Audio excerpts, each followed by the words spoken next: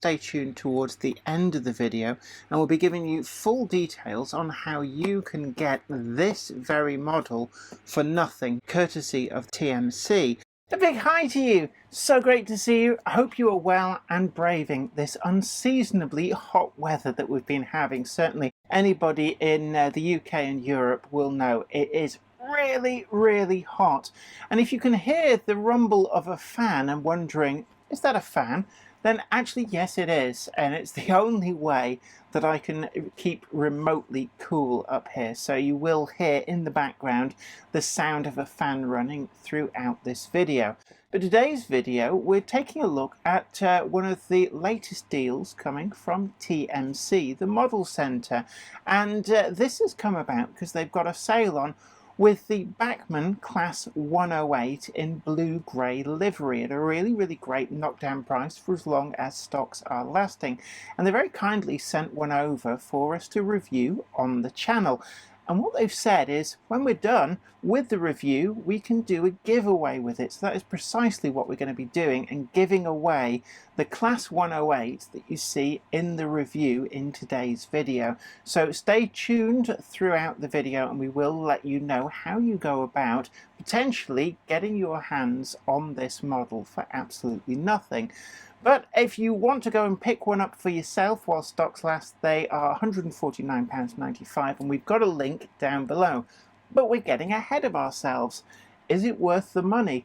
Is it worth the money at the discounted price? Well, come with me and we're going to be taking a good close look at the Bachmann Class 108, the latest release, with upgraded DCC fitting, and we will be doing a full DCC fitting guide later on in this video. So come with me in association with Trainomatic, makers of DCC decoders and accessories that are designed by enthusiasts for enthusiasts. Find the full range available to order now at tramfabrique.co.uk. Additional support comes from... This is Clark Railworks and this is what we do. You'll know us from Ellis Clark Trains and you'll get the same friendly expertise with us too. We've got a huge range of pre-owned model railways from all your favourite manufacturers, and maybe some you hadn't heard of before. It's the place to come for quality. We don't stock substandard models, and everything we sell is fully tested and photographed by model railway experts. No matter whether you model 00 gauge, N, HO or more, we have sought after models from all around the world with new listings added every weekday. Check out what's available now at clarkrailworks.com and don't miss out on your latest loco. But I'd like to thank again TMC for very kindly sending over this review sample, and we will be giving it away after this review is filmed on one of the forthcoming Monday clubs. So stay tuned to see how you could be the lucky winner. But without further ado, let's see, is the 108 from Bachmann still worth the money?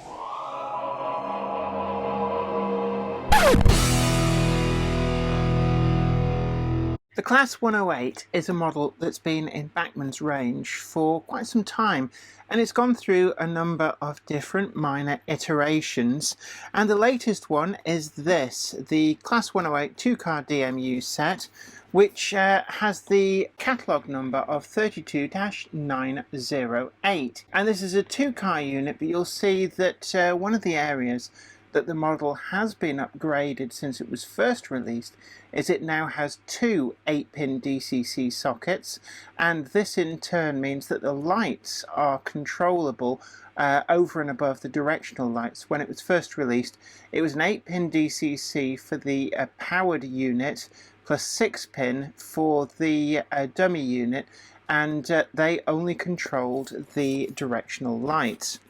On the back of the box, it gives a brief history of the Class 108, which were built by British Railways at Derby Works from 1958 to 61, and there were 333 vehicles built over the lifespan of the production run.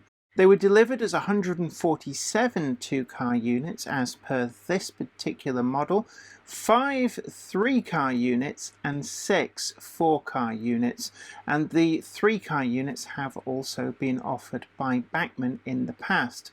The final 29 sets differed from the earlier units by having a 4-digit head code box on the cab roof, whereas the previous units had a 2-digit headcode box below the centre cab windows, although subsequent refurbishments meant that these had disappeared by later years of operation. These units were used widespread on the London Midland and North Eastern region right up until October 1993, where scheduled withdrawals meant that they were replaced by the new Sprinter trains and network turbo units. Because they didn't have asbestos in them, and also because a number continued in departmental service as Sandite or route learning units, they have fared particularly well in preservation, with over 50 vehicles having been preserved. Now, TMC have very kindly put up this set here for a giveaway on the channel, and stay tuned towards the end of the video and we'll be giving you full details on how you can get this very model for nothing, nada, not even pay postage. One lucky person will be getting this, courtesy of the generosity of TMC. And don't worry if you're not feeling lucky for winning that, or you just can't wait for the giveaway, which will be in a couple of weeks' time, because these are currently on the TMC website at £149.95, and that is post-free in the UK. Any order over £100 is. So really it's a great price. These DMUs have been going up and up in price over the last few years. Now, I've actually got a few of the Class 108s in my collection, and they've been issued in a number of different interesting liveries, but blue-grey and also green with the speed whiskers is always a really popular livery combinations. I'm just going to get these out of the box. It's got the newest style boxes, which I actually quite like. We do have paperwork in here, and this does give full information on how to dismantle the unit, and also some information on DCC fitting. In terms of additional detailing packs, we do get some here. We've got the vacuum pipes, and these again, the reason these come in a separate bag is because it's an either or thing. You can either have these, or you can have the tension lock coupling, which the unit comes factory fitted with. So I'm just going to get us into this, and that's the dummy end. It doesn't have a motor in, and then we've got again same detailing on there for the powered part of the 108 unit. Now, the powered part does have really good weight to it, and something I've found in the past is that the Class 108 will actually haul a pretty reasonable tail load, although in reality the class were almost never called upon to haul a tail load. But certainly in the early days you may have found something like a milk tanker, or maybe one, possibly two vans being used for milk churn traffic, but certainly that died a death by the time the blue-grey livery came about. The model captures the front face of the 108 pretty well, and this particular example features the black window surround, which was something which certain depots did apply, and this makes it stand out quite noticeably from some of the previous releases that had the all-over yellow ends. The destination blind on there says Bristol TM for Temple Meads, and we've got the unit number B968. Looking down the side, flush glazing, and we do get to see that interior quite well. I do like the printing of these notices on the windows. I can't actually see that with my naked eye, but I've got every faith that under close magnification that is really going to look crisp and sharp, because that is pretty much the standard that we're getting from models these days. We've got these metal windows. On the model it's moulded plastic, but a representation of the metal windows which were quite a characteristic signature of these Mark I first generation DMUs.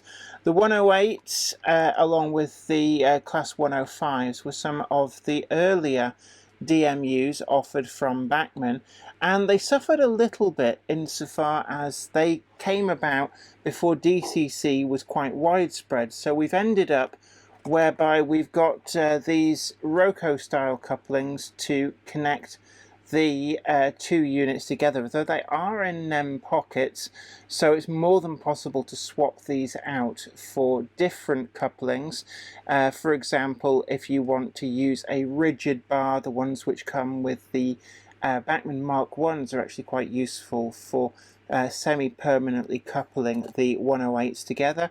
Or alternatively, I've actually used things like the Hunt magnetic couplings with great effect on the DMUs, and they're more than strong enough to even haul an unprototypically long tail load.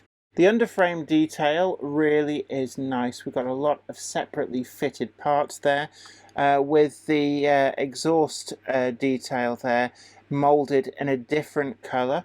The representation of the black is pretty good. We've got a kind of a satin finish verging towards matte, but there's still a little bit of a shine going on, and certainly this underframe detail is something that really can be brought alive with some very, very light weathering. You don't need to go nuts, but just a light dusting of weathering will really bring out some of this amazing detail that the model has to offer. Underneath, we've got the representation of the engines and transmission. Although there are no drive shafts going to the bogies, it doesn't actually need them. The transmission in these models is done rather differently, but we do get the representation. Although from the side, you probably wouldn't notice that the drive shaft isn't there, but looking straight down from underneath, you can see that we've just got the flywheel and the start of the drive shaft. Pickup on this is from all 8 wheels, so we've got pickups fitted to the needle points of the axles, and this is twofold quite useful. One, it gives very free running wheels with no risk of wear happening in the plastic axle boxes, and it also means that we get a good electrical continuity without needing to clean gunk off wipers, which would otherwise have a propensity to kind of fill up with fluff and other such gunge that will pick up off the layout. Drive on the 108 is to one bogie through a bogie transmission tower, and the motor is contained within the body of this model. The other bogie on here is freewheeling, although we do have those pickups. Couplings on the outer ends are in NEM pockets again, but we've just got the factory fitted slimline tension locks. We've also got some of the steps which are fitted to the bogies. On this example, they are nicely well fitted on. Some of the earlier Bachmann 108s did suffer from these coming loose, but it does not feel like there's any risk on this particular model. The blue and the grey is separated by this demarcation of the more white stripe. It's crisp, it's clean, and there's no smudging, and it is absolutely dead true where it needs to be, with no bleed through from other colours underneath. Again, we've got some more printing onto the glazing, and some really quite fine detail. 1.5 tons, I think that says, evenly distributed, and that in the guards compartment could be used for things like mail, luggage, and parcels traffic, although in later years they were largely left empty or maybe got used for things like pushchairs, prams, and bicycles on certain routes. The running number there, 53620 of the, was actually the number for this particular coach of 108 unit. Each of the individual cars of a DMU had its own unique number, whereas we've got the actual set number there on the ends. Windscreen wipers are separately applied, and we've also got some cab detail in there. We will take a closer look at that when we get the body off for the DCC fitting. We'll be doing a full DCC fitting later in this video. Buffers are sprung loaded and they are turned metal heads, really quite robust. And we've also got some lamp irons separately fitted. These look to be and feel to be metal parts as well. Looking to the back of this car, we've got that characteristic 3 windows across the back. So the vestibule had windows through as well as the door, and the connecting corridor is rigid but does have a nice representation of that corsetina effect, which really is nicely realised. And then the twin exhaust stacks going up either side with the silencers picked out in the different colour. I remember these units plying their trade on the lines around Manchester back when I must have only been a small child, and I can remember you could always see from a distance when power was applied, because you'd hear the engine rev up, and then maybe a second later you'd get the plume of the blue-black smoke coming out serenely from these exhaust stacks. Looking on the roof, we've got a flush finish on these. This is more akin to the later releases of the Bachmann Mark I's, where they did away with the roof ribs. It is very, very smooth. One of the things that BR's DMU construction had was butt welding. So on the real ones, sometimes you can see a suggestion of ribs. They're not actually ribs, they're just kind of slight distortion where the welds are, but we don't get that represented on this model. We do, however, have the roof torpedo type ventilators along the full length in the correct positions, and one of the most important features on this class of DMU is the way that the complex curves and the radii of those are captured on the front of the cab roof, and again, this is pretty nicely done. Looking to the second car of this DMU unit, again, we've got that B968, and that's the unit number. We've got Taunton on the destination blind at this end. Again, full cab detail, sprung buffers, slimline tension locks, and you can see, turning it over, this is the non-power car, so we've got completely different arrangements underneath with the much more simplified underframe detail. We still have the pickups from all 8 wheels, and this is for providing power for the lighting via a 8-pin socket, and we will be delving into that a little bit later on in the video. On the end of this particular car, it's not a cookie cutter of the other. We've got just the center window on this, no side windows, and of course no exhaust stacks either. And it's a much cleaner line with these handrails up the side. And looking down the side, we've got that full interior modelled. There's no guards compartment on this, so there's nothing to obstruct any of that internal detail. And then you can just see the partition in there between the open vestibule and the cab on the front.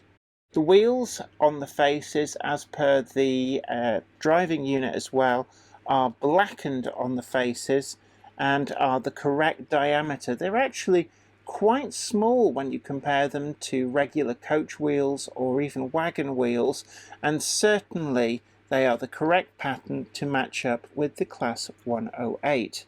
Again, on the roof, we've got different detail on here with some of this extra additionally applied parts on the back, again capturing the look and feel of these venerable first generation units.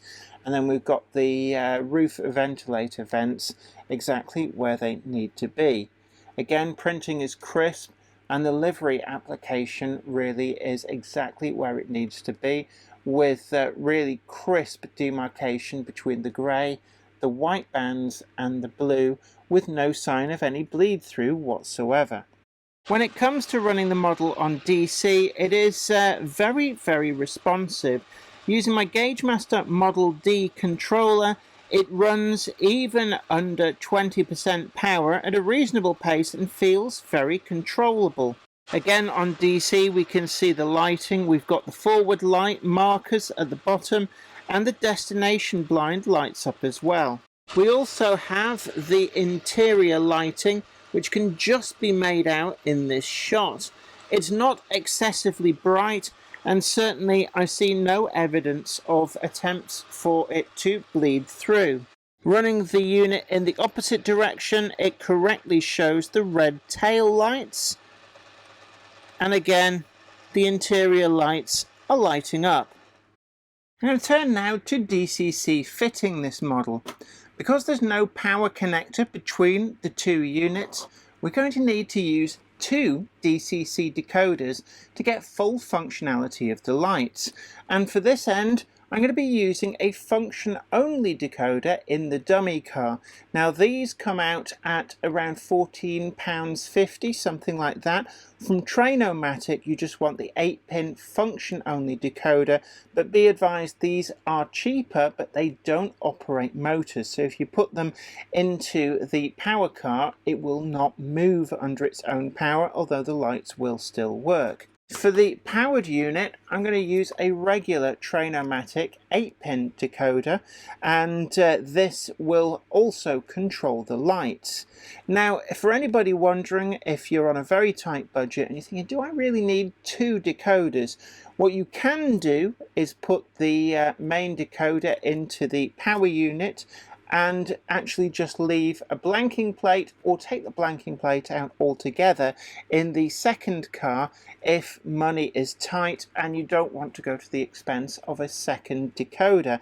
What that will mean is that it will show all lights at all times if the blanking plate is in place, i.e. it will show both white and red at the same time on the marker lights.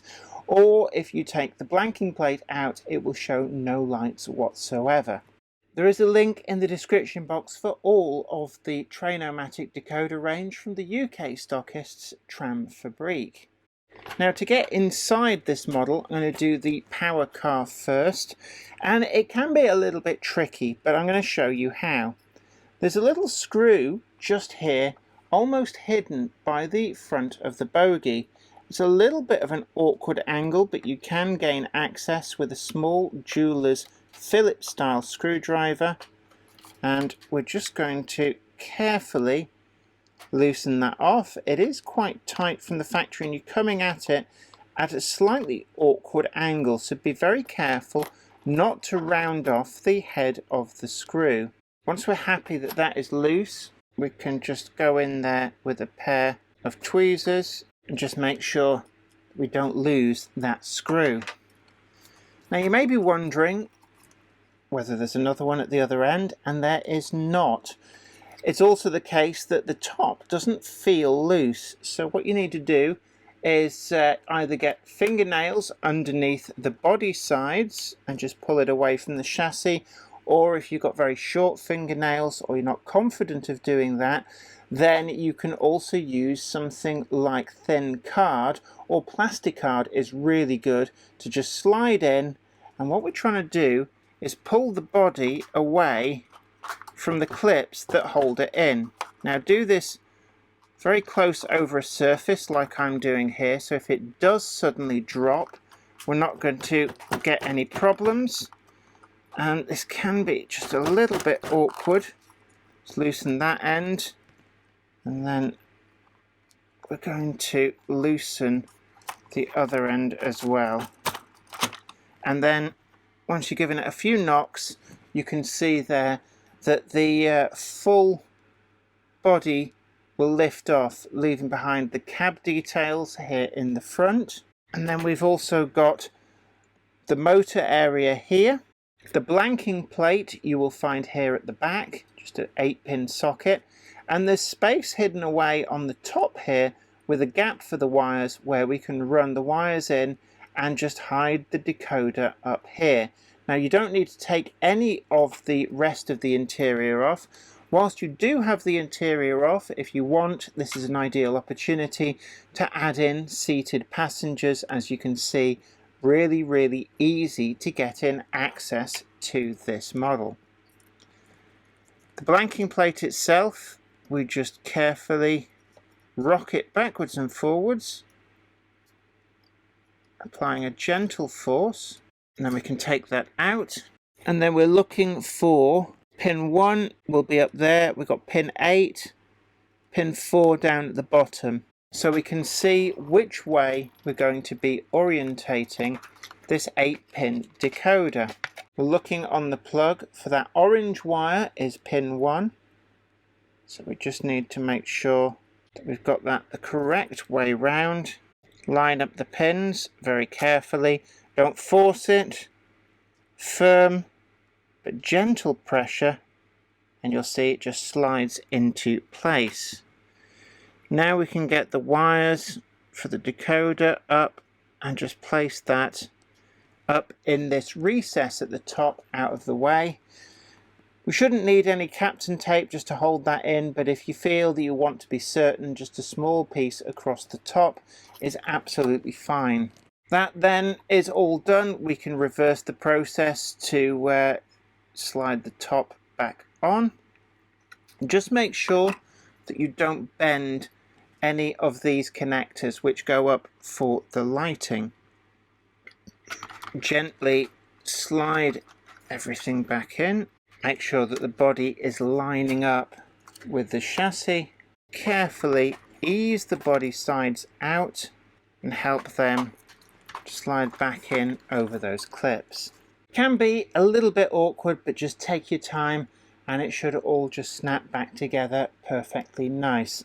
Now out of the box the decoder is set to number 3, but we can put it on the programming track and change that to whatever we need to. Don't forget as well that we've got that final screw just to go back in. Again, it's a little bit awkward, and it does help if you magnetize your screwdriver just to grip onto that screw and make sure that that goes in. Don't over torque that and try not to round off the head of the screw. We now turn to the dummy unit, and this is where our function only decoder comes in. This is a similar process. We're looking for that screw underneath the front bogie. Loosen that off, take that out, fingernails under the side, and just gently work the chassis out. Let that drop out, put the body to one side. We've got that full interior there, and we've got space for the decoder in what would be the toilet compartment, and you'll see the 8-pin socket just here at the back. Again, just as we did before, gently rock that free, and then we're looking for that function only decoder to save ourselves on the price. Make sure you go for the 8-pin version, and then again we're looking for that pin 1. There's no orange wire on this, but pin 1 will be there next to the red wire.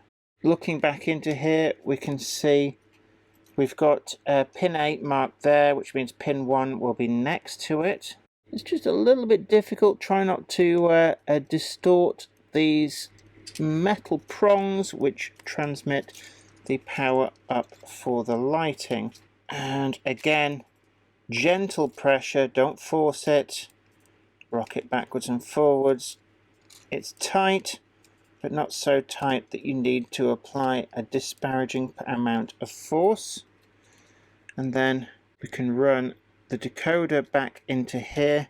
And actually what I'm going to do is just put a twist on this, just tighten up the wires, and then I can just put those into there. And I'm going to use a little bit of Captain tape on this one just to make sure, because that spring on the wire does seem to force that decoder out a little way. So we're going to get Captain tape, just peel a little bit of that back, and then we're just going to make sure that the decoder and the wire are secure in there, and make sure that that wire doesn't go over the top of this prong, otherwise it will effectively insulate the power going to the lighting. Once we've done all that, Again, just as before, make sure you've got the top the right way round, and I'm going to slide this back in. Make sure that you don't bend those front prongs, they fit in just behind the cab, and you'll feel that just start to clip into place. Ease the sides out, push the chassis back in, just make sure everything's in all the way down and around, and then the final thing to do is to get that screw in at the front. Again, don't over torque it, otherwise all you will do is strip the thread and cause yourself a problem in the future. And there you have it, full DCC fitted. Again, the decoder, the function only decoder, will be set to address number 3. What you need to do is to place this onto the programming track and program it to the same running number as the rest of the DMU, and then they will be set up so that the lighting will automatically work together. In effect, you're double heading these together, even though there's no motor control in this second car. When it comes to running, the model is incredibly sure-footed and actually took on the Torture test track on Wear Yard without any issues whatsoever. It handled 4 and 5% grades with ease, and it got round all of the curves, the transitions in gradients, and even got down to radius 1 curves without any issues whatsoever. The clearances too are pretty reasonable, and this in part is down to careful design of the bogie pivots and clearance underneath the underframe detail, but it didn't actually swing out an awful lot, going round even down to radius 1 curves. It handled everything I could throw at it really, really well, and overall it's another great release of the Class 108 from Bachmann. If there's one area though that I could find fault with, it's the internal lighting.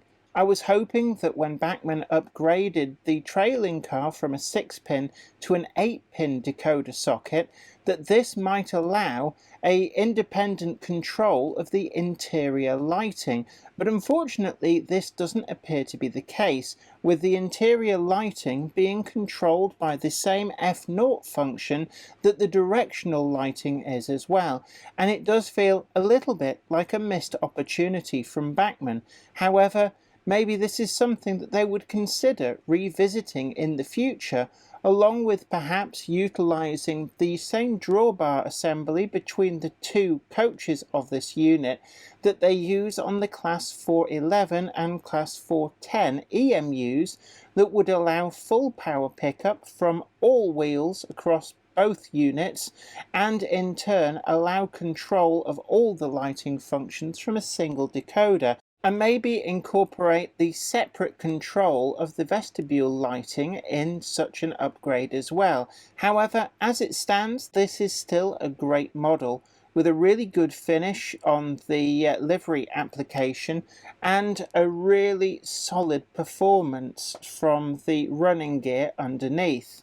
There was no sign of flickering with any of the lights, which shows to me that the 8-wheel pickups on each of the cars is incredibly effective, helped no doubt by those needle point pickups rather than having wipers or any other fallible system to collect the power. The RRP for DMUs is pushing north of the £200 mark, and certainly it is getting more and more expensive to add these workhorses to your fleet, and that's where the deal from TMC comes in. They're offering these at a price of £149.95 whilst stocks last, and that in the UK is post-free.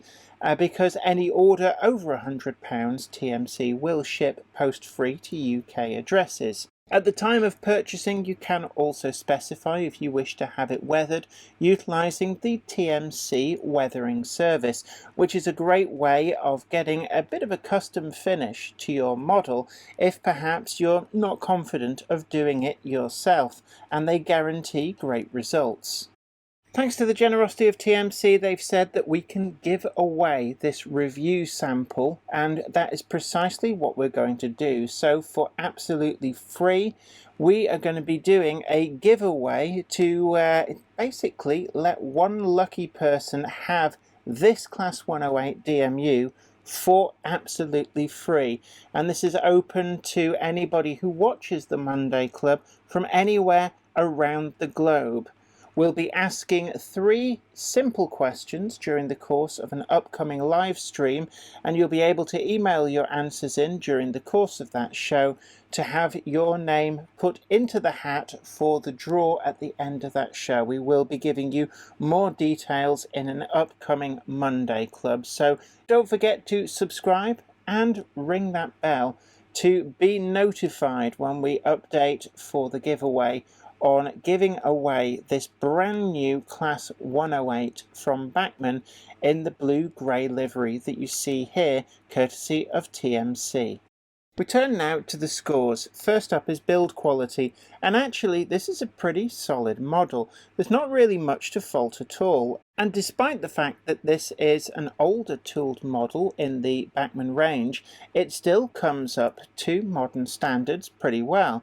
There's a lot of separately fitted detail, and in particular the underframe detail is particularly a delight. One of the things that I do find though is that the glazing does have a little bit of a propensity to get pushed back a little bit into the model if you squeeze the body sides in the wrong place, and this is something which can happen during DCC fitting if you're not careful. Other than that, it's a great solid model, and I'm going to give it a 9.8. On running quality, again, it performed incredibly well, running down to radius 1 curves with the greatest of ease and taking in the full tortured test track. The only area where it did struggle a little bit was on tight corners that were also on an upward gradient, and there was just a smattering of slippage given that it's only powered by a single bogie, and it's the only fault that I can really level at it, so I'm going to give it a 9.9. On DCC fitting and innovation, I'd really hoped that Bachmann had taken the opportunity to upgrade the interior lighting. The coupling between the cars not being a powered one, necessitating multiple decoders, is one that I could forgive, but having upgraded the DCC socket in the trailing car to an 8-pin decoder socket, it just felt a missed opportunity that they hadn't also allowed independent switching of the interior lighting using the additional auxiliary function that had been made available. In the future, I would love to see Bachmann revisit this model and perhaps with a careful application of the same connector that they use on the Class 411s to be able to dispense with that second decoder socket and have full control from a single decoder, as well as maybe address that lighting issue for the inside. It's also the case that during the DCC fitting it did feel a little bit clumsy, the manner with which the body clips onto the chassis, and it did make me wonder, why is there a screw at the cab end when the rest of the model is held on by clips? And it felt that this was something of an opportunity for damage to occur if you weren't entirely careful. All in all, I'm going to give this a 7.2. On accuracy and quality of finish, the printing on this model really is great. Everything about it is crisp and sharp, even down to the data panels on the end of the cars, and it does feel like we've got a quality livery applied to the model. The demarcation between the yellow and blue is crisp and clean, and that is certainly somewhere where I have seen models fall down in the past. The interior is just a little bit Spartan. We do have the blue seating, but there's no other detailing on the inside, and I'm going to give this a 9.2. On value for money, the RRP for the DMUs has become notoriously expensive, and it is the case that very quickly some of the larger multiple units are quickly passing the £300 plus mark. When it comes to this DMU though, it has to be said that the highlight is the TMC deal, which brings this down to £149.95 post-free in the UK, and that does make up a huge amount of ground. The deal is only running for as long as stocks last, so if you snooze, you lose. And overall, on value for money, I'm going to give this an 8.0, with the caveat that I'm basing that on the full RRP rather than this discounted price. That gives an overall score of 44.1, and that is a pretty respectable score for one of the older models in the Bachmann stable that nonetheless is still well worth adding to your collection. I hope you really enjoyed today's video and found it informative, and a big thank you to TMC for very generously sending over the review sample of this Class 108 that they've got in their sale at the moment, and very kindly telling us that we can just give it away, and that's precisely what we will be doing in a future Monday Club. But I would love to hear from you guys in the comments. Just what do you think about the Bachmann Class 108? Is this a model that you've perhaps already got one of the previous releases, or indeed have you got this new one? What did you think about it? What are its quirks? What are its faults? And it's a great way as well, reading the comments, to be able to learn from the experiences of your other fellow modelers. Don't forget as well that you can head on over to Patreon and help support the channel to keep making the videos that you want to see. And we've also got the Monday Club wagon still available at the link in the description box as well. And until next time, this is me, Jenny Kirk, saying please like, share and subscribe. I don't know what the hand action is for subscribe, I don't know. And until next time, just you have yourself a great time. Stay well in this heat, drink plenty of fluids, don't get heat stroke, and hopefully your modelling room or modelling shed will be just a little bit more livable in later on as the weather cools down. Or maybe you've got air conditioning. You can brag about that in the comments if you want as well. But until next time, you take care. Happy modelling. Bye for now. Today's video comes in association with Trainomatic, makers of DCC decoders and accessories that are designed by enthusiasts for enthusiasts. Find the full range available to order now at tramfabrique.co.uk. Additional support is provided by... This is Clark Railworks, and this is what we do. You'll know us from Ellis Clark Trains, and you'll get the same friendly expertise with us too. We've got a huge range of pre-owned model railways from all your favourite manufacturers, and maybe some you hadn't heard of before. It's the place to come for quality. We don't stock substandard models, and everything we sell is fully tested and photographed by model railway experts. No matter whether you model double O gauge, N, HO or more, we have sought after models from all around the world with new listings added every weekday. Check out what's available now at clarkrailworks.com and don't miss out on your latest loco. I'd like to send out a huge thanks to everybody who supports me on Patreon, but a special thanks go out to Anthony Kidson, Offshore Allen, Michael Lockie, Helen Sink, Gary Lewis, David Quinn, Sparky107107, George Botterini, Chris Moss, Robert Steers, Sam Yates, Dale Williams, John N from NC, NYMRish, Jonathan Foster, Peter, Clifford Ison, Larry W. Grant, NI Railways 4000 class, Ian Coulson, Alan Dickerson, Eddie Popper, Karen Nichol, Medwin Williams, Crossways Point Junction, 3B Rail, Jennifer Horton, Michael Rose, Trains with Nick, and Simon Snow. Thank you. Without you guys, I couldn't do this.